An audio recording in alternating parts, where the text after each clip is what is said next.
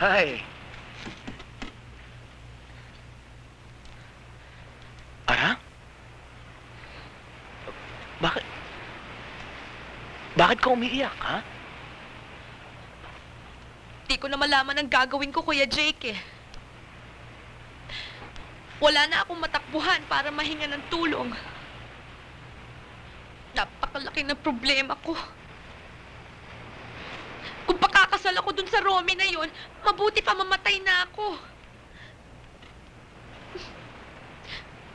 Iisa na lang ang natitirang paraan, eh. Kaya lang, Sabihin mo sa akin, ano ba ang iniisip mo? gusto kong maglayas.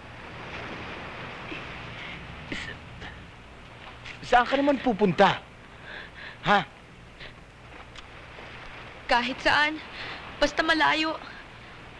Yung malayong malayo, yung hindi ako masusundan ng daddy at mommy. Ayokong pakasal kay Romy, eh. Tumanggi ka. Pero huwag ka maglalayas. Delikado, lalo na sa edad mong yan. Baka kung... Bakit ba ang hirap kausapin ng iyong ama? Sarado ang isip.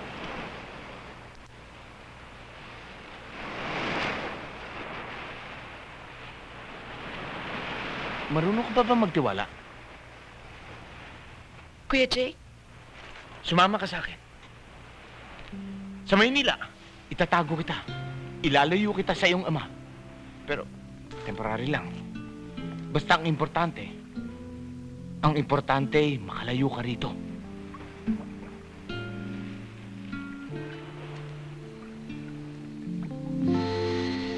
Announcing the arrival of Flight 153 from Manila.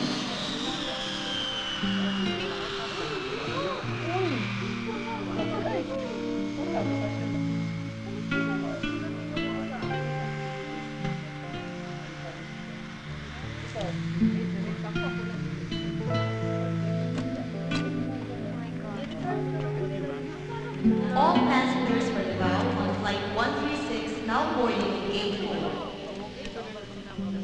Don't worry. Everything will be all right.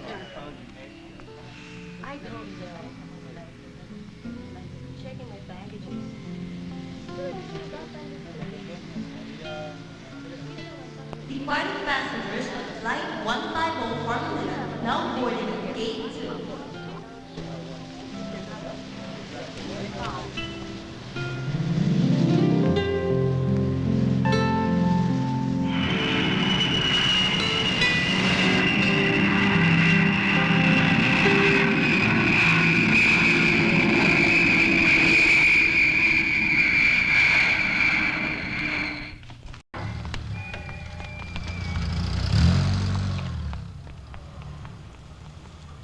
Ay, senyorito.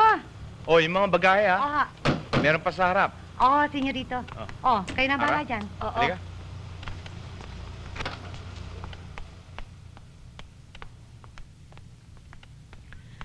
Iho, Ma, kumusta? Ara, Hi, Tita. Iha, kumusta ka? Mabuti ho, Tita Amelia. Ma, dito muna tutuloy si Ara. But of course! Glory, ayusin niyo yung guest room sa taas. Opo, ma'am. Let's sit down. Ano, magbabakasyon ka ba rito, Ara? Dito ka mag-aaral? Ha? Tita, biglaan lang ho kasi ang pagsama ko dito, eh. Ah, Kuya Jake, ikaw na... Ma, pakainin mo muna kami. Mahabang kwentuhan to, eh. Sinama ko si Ara nang hindi alam ni Tito Bob. ha? Malaking gulo yan. Jake, pinagbakasyon kita para magpahinga. Nagkakot ka pa ng problema. Ano na naman bang nito, Bob? Bakit ba parati mo sa akin hinahanap ang anak mo? Nawawala eh. Saan pa namin nahanapin? Hindi talaga kayo titigil, ano? Hanggang hindi kayo napupulis. Nakita namin ang anak niyo sa airport. May kasamang lalaki. Mataas, gwapo, may bigote. Bata pa, nasa mga late 20s. Hindi katulad ng lalaki yan na ipinipilit niyong ipakasal kay Ara.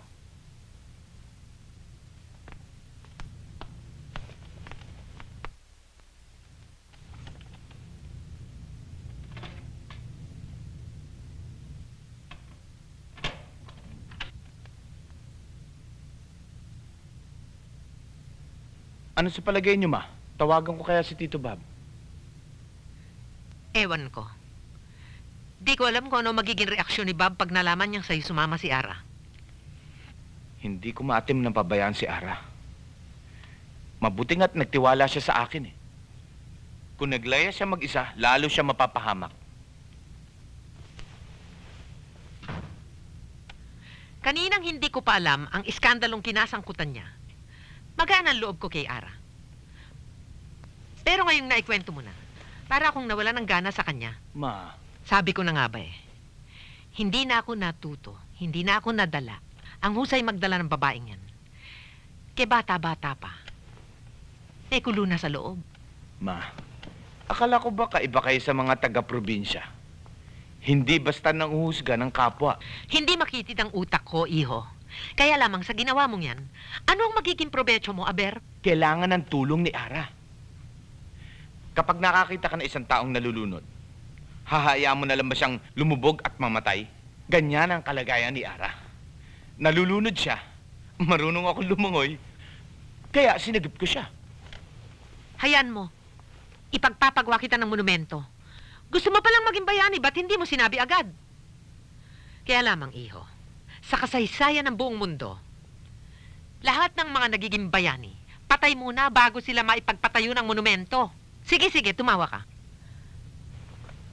Ang kinatatakot ko, baka mapatay ka. Kung hindi man ni Bob ng Romy de Graciang yan.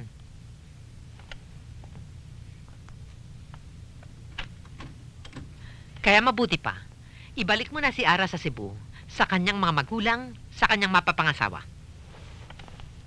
Ara? Tita Amelia, Kuya Jake, kung may certification kaya ang doktor na nabirhen pa ako. Jake, ano ito? Ang ibig mong sabihin? Maniniwala kaya ang daddy na walang nangyari sa amin ni Henry? Birhen ka? Birhen ka pa? Nakahanda ho akong magpatingin sa doktor para matapos na lang ang gusot na ito. Will it be alright with you? Oo. Bakit ngayon mo lang naisip ito? Bakit hindi nung nandun ka pa sa Cebu? Ayaw ho akong pakinggan ng daddy ko eh. Kailan mo gustong magpatingin sa doktor? Sasamahan kita. Kung pwede ho, bukas.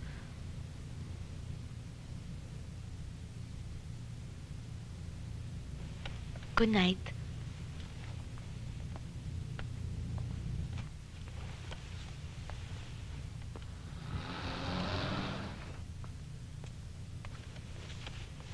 Sevilla, come in.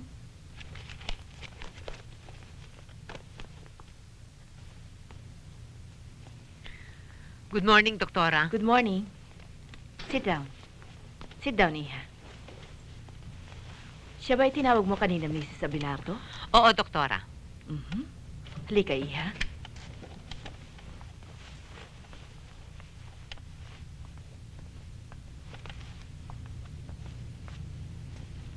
Relax, Iha. This won't take long.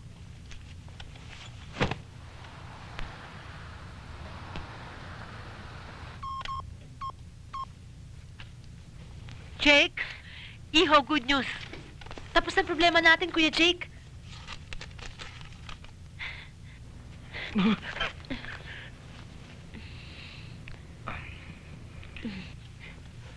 Sinasabi ko na nga ba, hindi nagsisinungaling si Ara eh.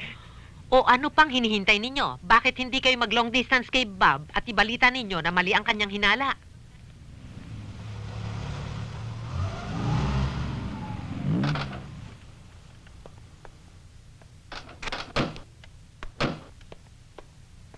Senyora, may mga bisita ho kayo. Kanina pa naghihintay. Sino? Mga taga-Cebu raw ho sila. Ah,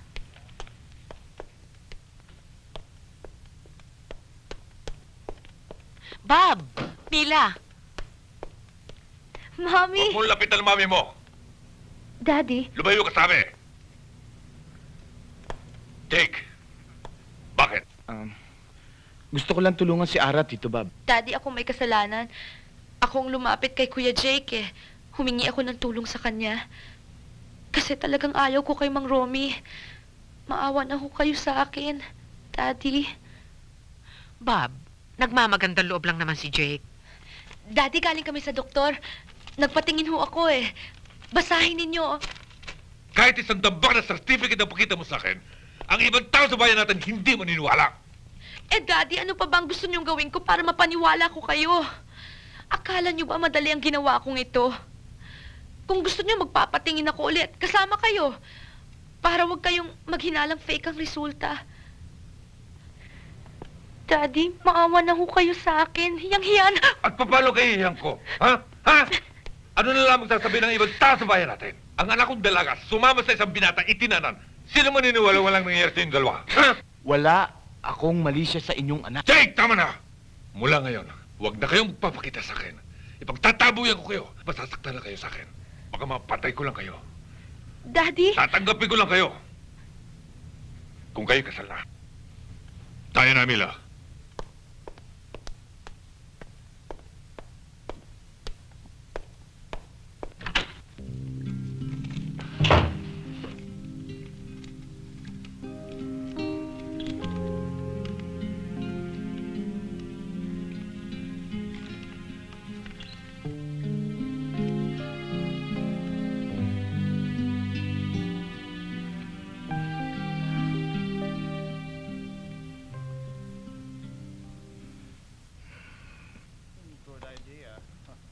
And next week we'll go to Baguio. Perhaps we could Hi. Hi. horseback riding there. I know John, you'll enjoy. Akala ko niloloko lang ako nila Joanna. Okay, Nakita ka raw nila sa Rustans. You were shopping with a young girl. now we're right there. Ah, oo, si Ara, anak ng isang family friend. Nagbabakasyon. Thank you. Waiter, Sir? More than 10 excuse me hours please. Scotch on the rocks, double. Yes, sir. I'm hurt, Jake. More than a week ka na pala nandito sa Manila ni hindi ka nakakaalala. Not even a phone call. I'm sorry. Kung hindi ko pa tinapangan ang aking hiya, kinapalan ko ng mukha ko. Even if it was against my breeding and principle, ako pang unang tumawag sa'yo para sabihing buhay pang gagang ito. Arian, Bakit ba, Jake? there's a big family problem. Hindi pa nasusolve. Eh, paano kung next year pa masolve yung sinasabi mong problema? Eh, di next year na rin tayo magkikita. Ganon. Hindi naman. I'd like to help. Ayaw kitang idamay eh. Eh, bakit ako? Malaki rin naman ang problema ko, ah. At gusto kitang idamay. Anong... And my biggest problem is... Jake, I can't wait till we get married. Ganyan din ang problema ko, Arian eh. Ano? Promise, makikinig ka sa lahat ng aking ikukwento, ha? Don't get mad. Don't scream. Don't panic. Don't make any scandal. Ha? Okay? Kailangan pakasalan ko si Ara.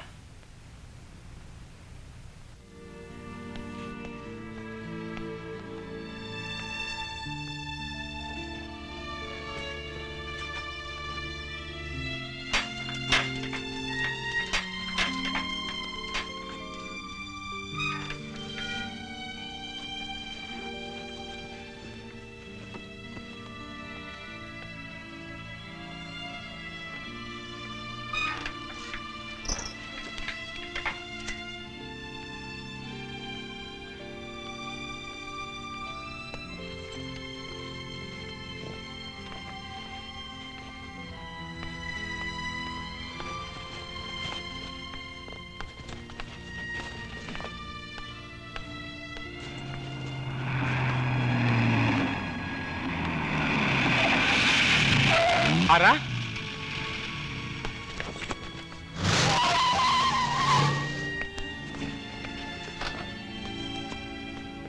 Pabayaan mo na ako, please. Pabayaan mo na ako. Akala mo ba malulutas mo ang problema mo sa gagawin mong yan?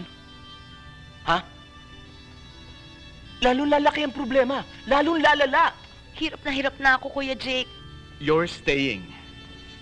Hindi ka aalis. Kuya Jake? Pakakasalan kita.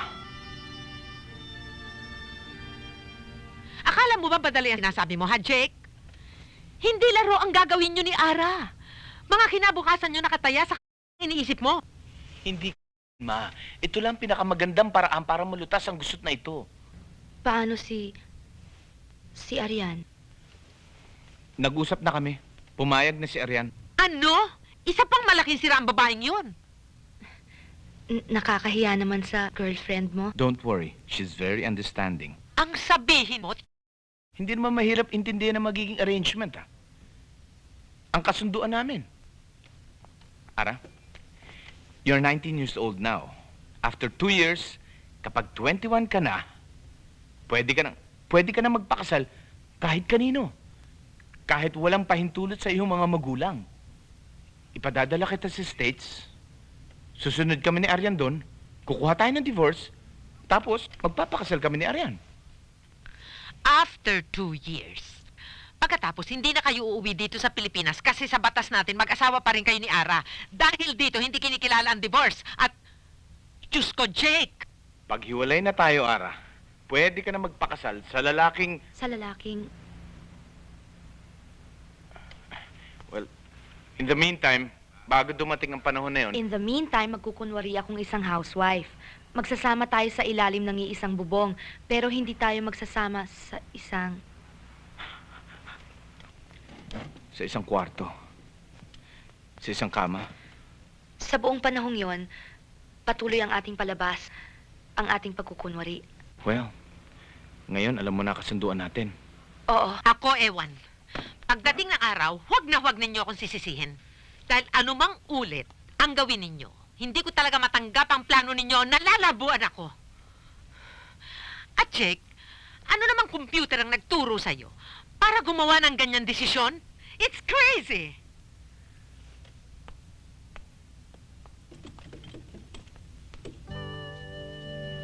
Dearly beloved, Jack, you are here today to seal your love in eternal bond before the church.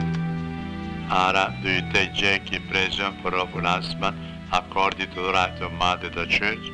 Yes, I do. Jack, do you take Ara a present for lawful wife?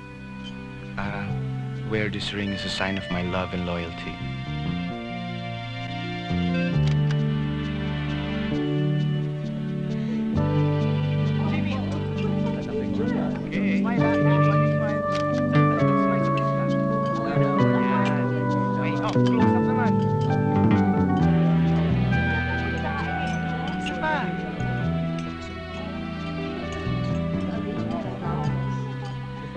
I'm sorry I came late. Thank you, Arian.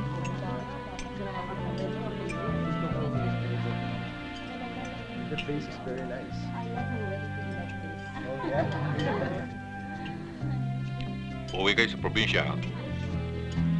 Ho? Kailangan pa ba? Bob, sobra nang... Doon kayo mag-honeymoon.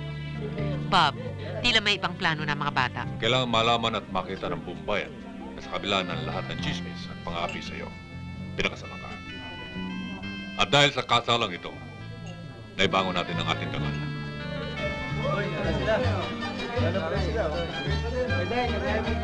Kumusta, Teresing? Kamusta ba kayo? Oh, inom ta! Inom ta! Oh! Inom ta! Oh! Oh! Inom ta para sa bagong kasal! Mila, kamusta yung bagong kasal? Bababa na siguro. O, Ana, kaon na. Tita Teresing! Si Kuya Jake ho, Tita Teresing. Kuya Jake? Hindi ho, nasanay na ho kasi ako eh. Kapatid ng mami ko, Jake, si Tita Teresing. Maswerte kang bata ka. At meron pang natitirang lalaki sa mundong ito, gaya ni Jake. Maraming salamat sa iyo. Kung hindi dahil sa iyo, hindi maililigtas sa malaking kahihiyan ng batang ito. Tita, Para ho sa akin, walang dapat ikahiya si Ara sa mga nangyari sa kanya nung dalaga pa siya. Sandali lang mga kaibigan, sandali lang. Mga minamahal kong kababayan, mga kapitbahay, at iginagalang kong mga kamag-anak. Una, gusto kong magpasalamat sa inyong lahat dahil sa nagaksaya kayo ng panahon upang makadalo dito sa munting salo-salo ng dalawang bagong kasal. Isang magaling na lalaki, ang aking manugang, si Jake Abelardo. Hindi sa tulad ni Henry Ortiz na lumikha ng alingas-ngas at umapi sa aking anak. Siguro naman wala nang makapagsasabi na wala ng pag-asa ang isang katulad niya. Tama na yan! Matagal ko nang inintay ang oras na ito. Hayop ka! Romy! Isa ka pa ring hayop! Jake! Wala tayong dapat pag-usapan. Anong wala? Tinangay mo ang babaeng papakasalan ko! Pakakasalan mo. Pero ayaw ka naman pakasalan. Mang Romy, wala akong kasalanan si Kuya... Si Jake. Napahiya ako! Ginawa ninyo akong... Sambot na lang ako ng tira ng iba na palpak pa! Tayo na, Ara.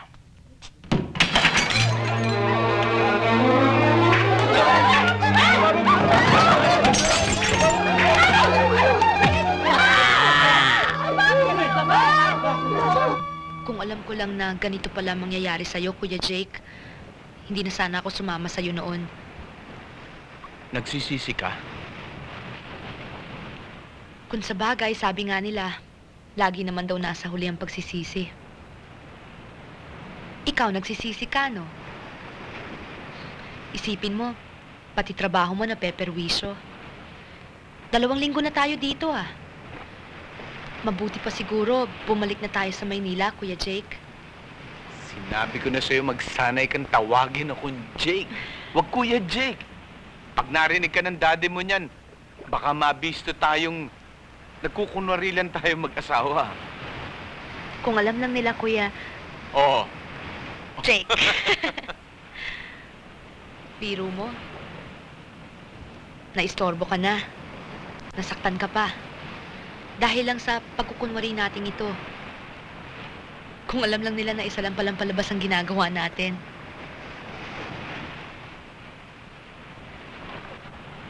Ano ba itong napasukan natin, Kuya Jake? Jake? Ano nga ba? Jake? Ah, Magpapatuloy ako ng pag-aaral sa second sem, pwede? sure. Gusto ko kasing may magawa ako habang mag-asawa tayo eh. Good idea. Kung alam lang nila. Kung alam lang nila.